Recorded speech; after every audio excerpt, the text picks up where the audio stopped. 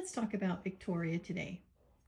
She was born in Mariposa County, California, and at 11 months old, she was adopted out of a local rescue by a couple in their 80s.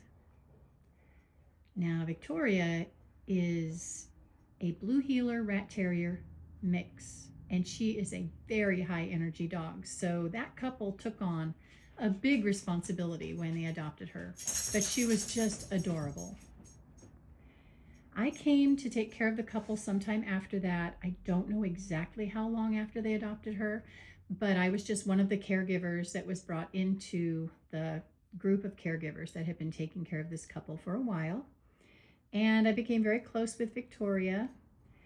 She was grossly overweight, and when I was with her, I had her on the vet recommended diet, and I tried to help her to not be so overweight. She was obese.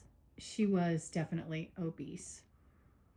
So I took care of them for, let's see, one of her owners, the man, he passed away soon after I started working there. And then the wife, she lived for several years after that in the home. This was a 400-acre cattle ranch, and it was fenced around the house with a cattle guard. So the only herding she really got to do was when one of the cows jumped over the cattle guard and came into the yard to eat the plants and vegetables and all. She would get to chase the cow out again, and she just had a blast doing that. The other herding she did was of the family cat, and he probably could have just stood there and stared at her and she would have backed away, but he insisted on running away.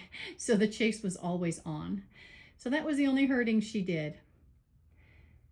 After about 3.5 years of taking care of her wonderful, beautiful, intelligent, accomplished owner, the owner went into an assisted living situation, and the family caregiver, or the trustor of the family